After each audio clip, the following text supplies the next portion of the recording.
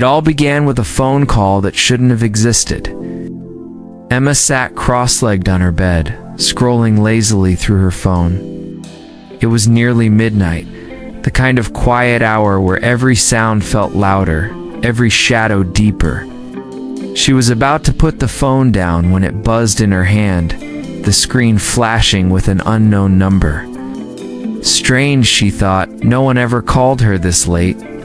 Hesitant, she let it ring twice, 3 times. Something inside her told her to ignore it, but curiosity, always her weakness, won out. She swiped and held the phone to her ear. "Hello?" she whispered. At first, there was only static, a low hum like a storm far away. Then, a voice. Soft, calm, undeniably male. Emma. She froze. The stranger had said her name not like someone reading from a list, but with familiarity, with weight. "Who is this?" she asked, forcing her voice to sound steady. The man chuckled faintly, though there was sadness hidden in it. "You don't know me yet, but I know you. I've known you for years." Her pulse quickened, panic and intrigue colliding in her chest.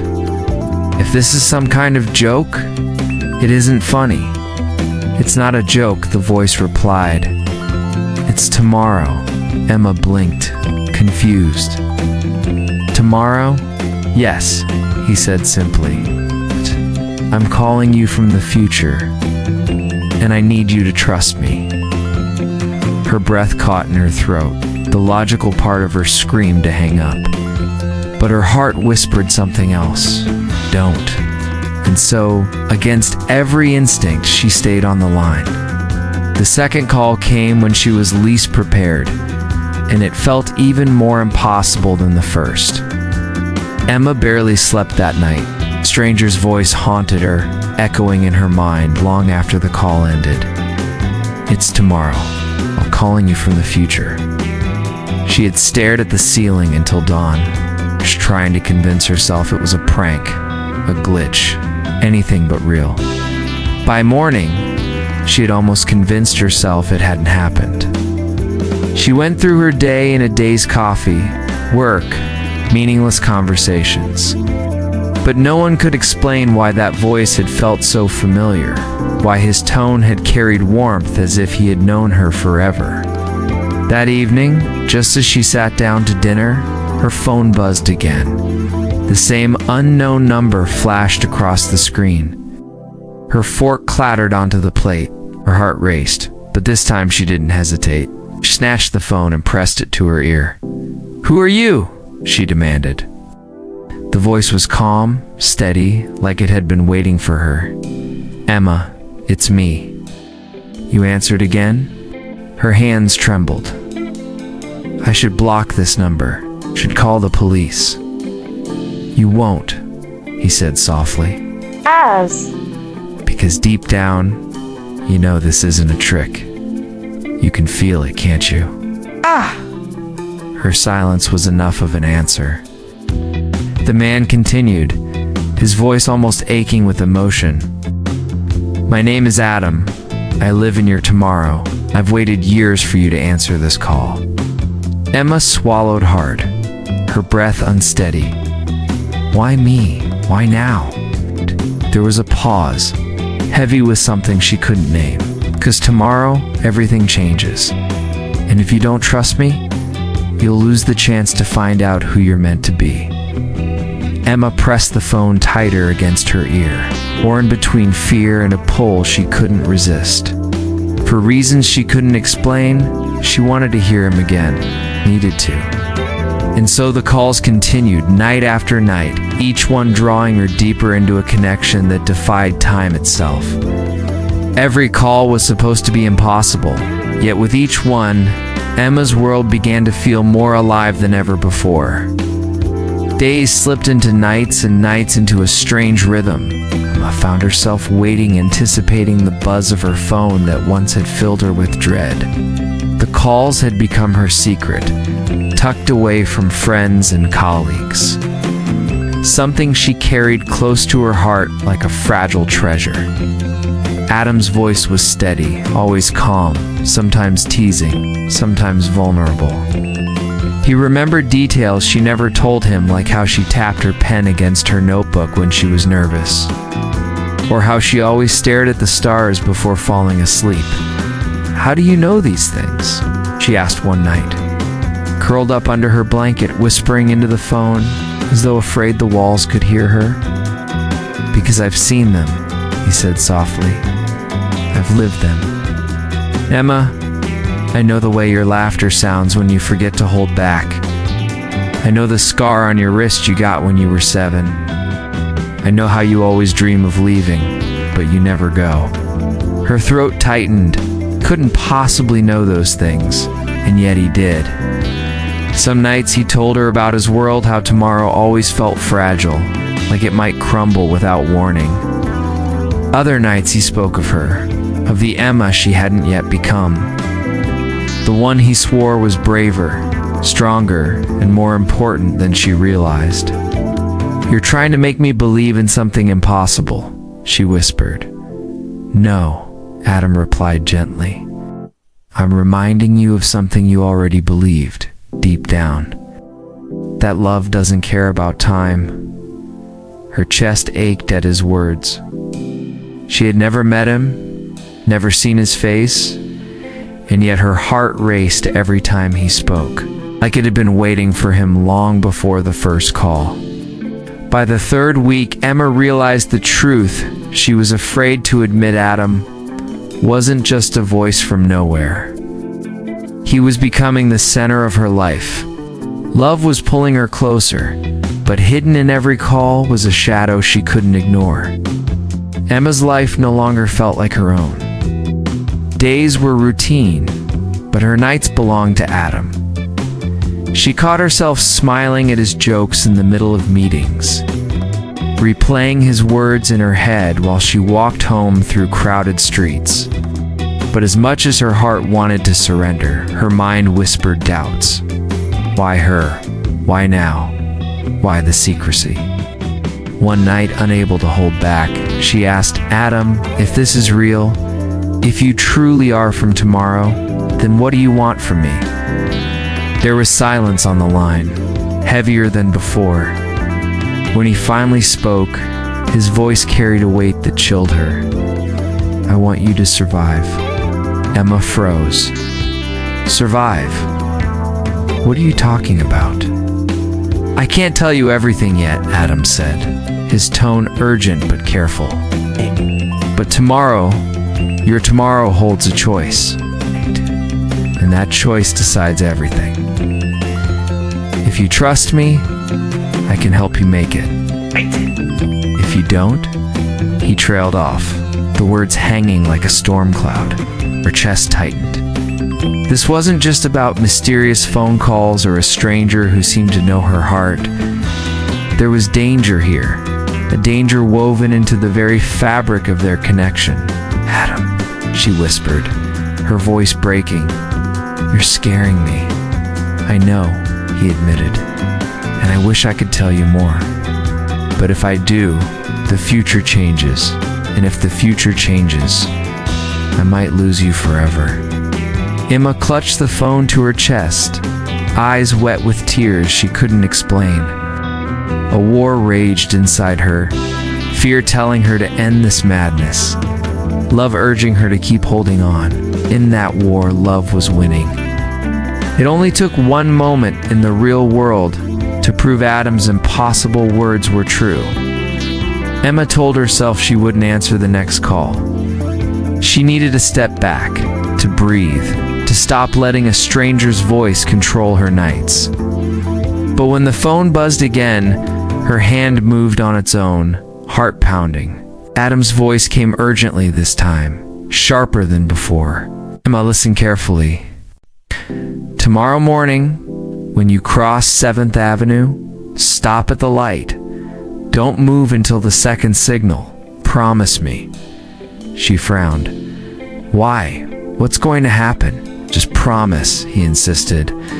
the tension in his tone cutting through the static. Though reluctant, Emma whispered, "Okay, I promise." The next morning, she laughed at herself for even considering his warning. But as she approached 7th Avenue on her way to work, the memory of his words rang in her mind. The light turned green, and people surged forward. Emma hesitated at the curb, ignoring the irritated glances of strangers brushing past her. And then it happened. The delivery truck barreled through the red light, brakes screeching, horns blaring. People screamed, stumbling back. The truck plowed through the space where Emma would have been if she had stepped forward with the crowd. Her legs buckled, her hands trembled. When the second signal flashed, she forced herself to cross, her heart thundering, her breaths ragged. That night, she didn't even wait for the phone to buzz. She was holding it already, desperate. When Adam's voice came through, soft and relieved, she could barely breathe. "You listened," he said. "You saved me," Emma whispered, tears burning her eyes. And in that instant, she stopped doubting. Adam wasn't a dream, or a trick, or a hallucination. He was real. His tomorrow was real. And her heart was no longer just hers. Belonged to the stranger who had remembered her life before she even lived it. When the door breaks, so does the illusion of safety.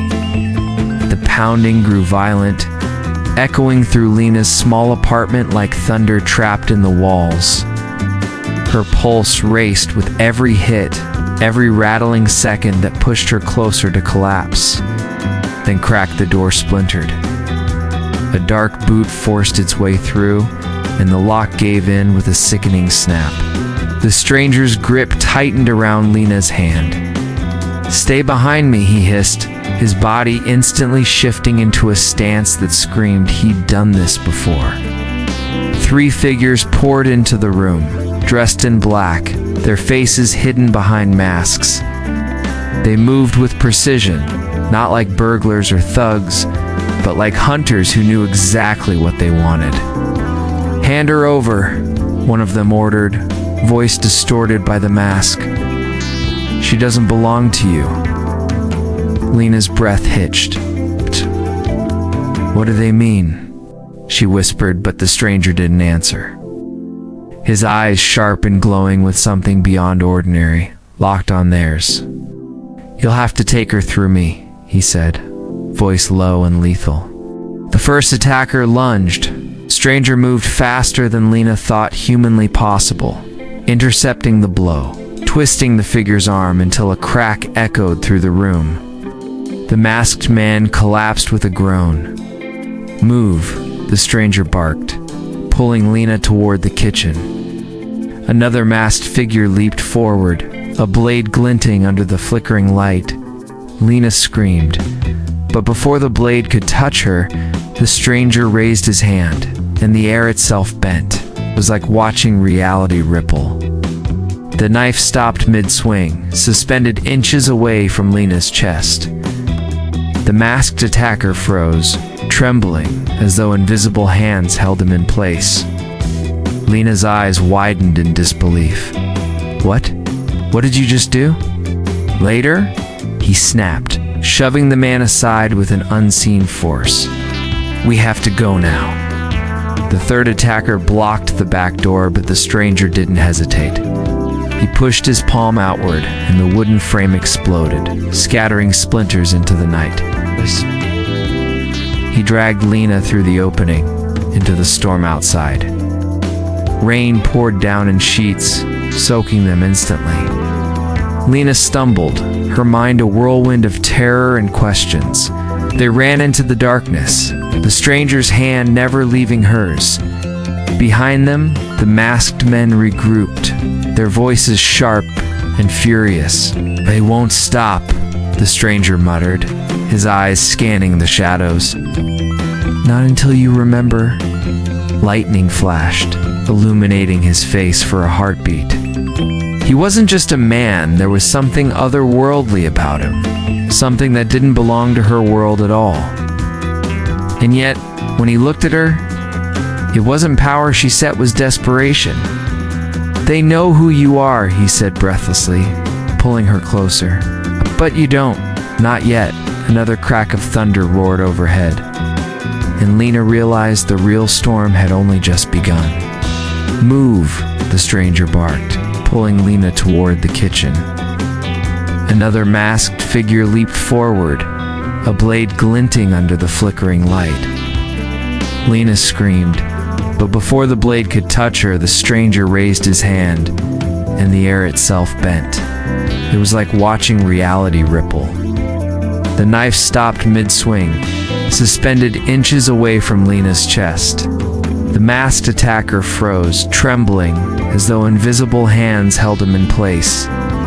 Lena's eyes widened in disbelief. "What? What did you just do later?" he snapped, shoving the man aside with an unseen force. "We have to go now." The third attacker blocked the back door, but the stranger didn't hesitate.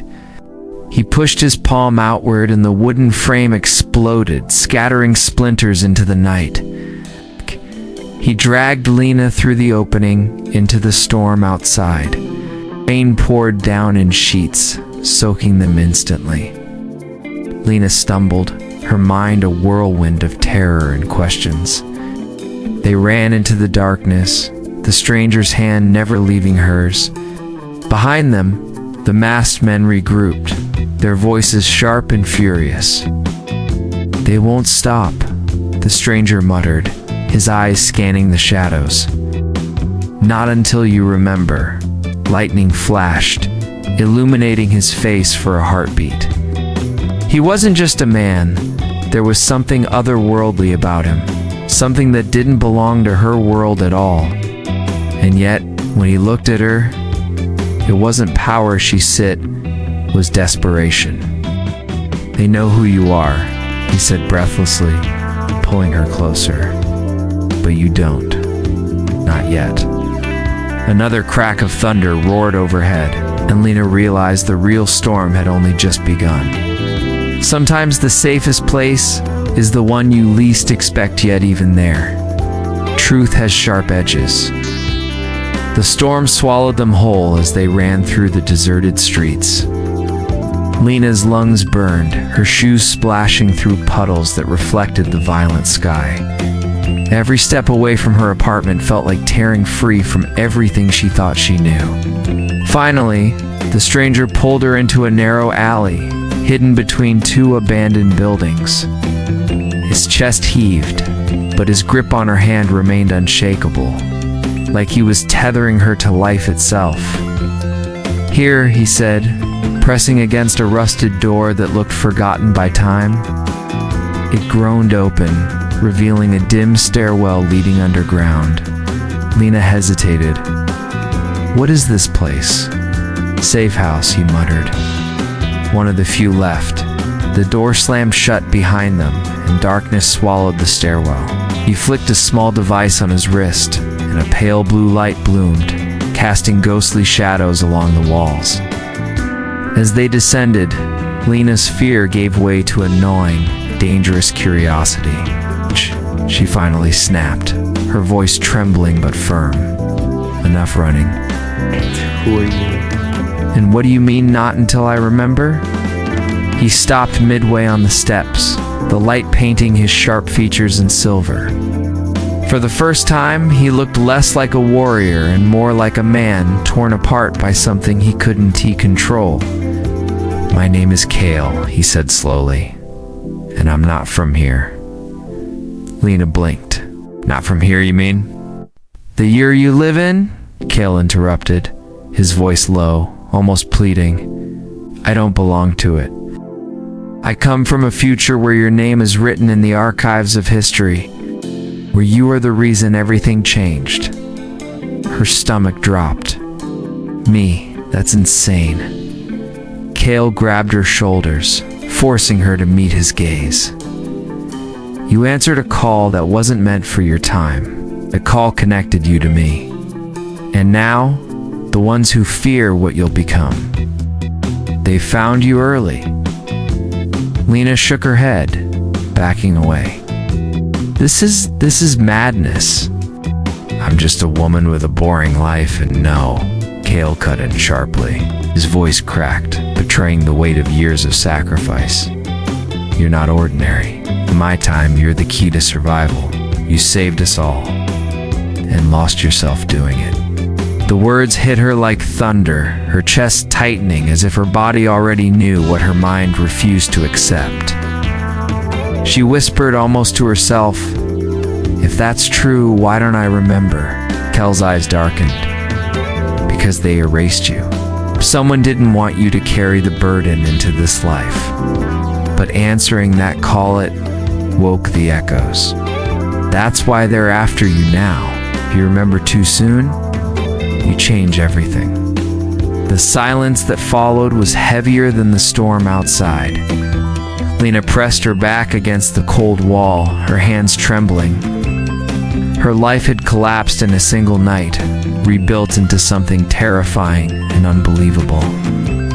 And yet, as Cale watched her with a mix of fear and devotion, a spark ignited inside her chest, feeling that she had known him before, in another time, in another life. Before she could speak, a metallic hum echoed through the safe house. Cale's head snapped upward.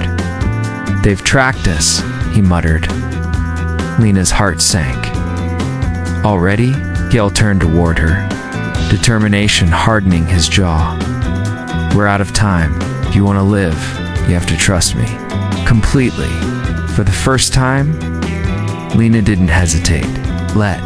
She nodded, and Cale's hand slipped into hers not. Just a gesture of protection, but of something deeper.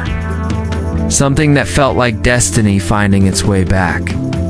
When memory awakens, the world can never stay the same. The hum grew louder, vibrating through the cracked walls of the safe house like a swarm of invisible wasps. Lena's pulse quickened as she pressed closer to Cale. Every instinct screamed danger. "They're here," Cale whispered, pulling a sleek silver device from his coat. It shimmered like liquid metal, humming with an energy Lena had never seen before. "Stay behind me, no matter what." The stairwell shook. Dust rained from the ceiling as the rusted door upstairs blasted open with a violent crash. Shadows spilled into the corridor, faceless figures, their bodies cloaked in shifting darkness, moving with inhuman precision. Lena gasped. "What are they?" Cale's jaw tightened. "Echo hunters. They erase anomalies. They came for you." Before she could respond, one of the figures darted forward, impossibly fast. Cale raised the device, releasing a burst of light that tore through the narrow passage, forcing the shadows to recoil with an unearthly screech.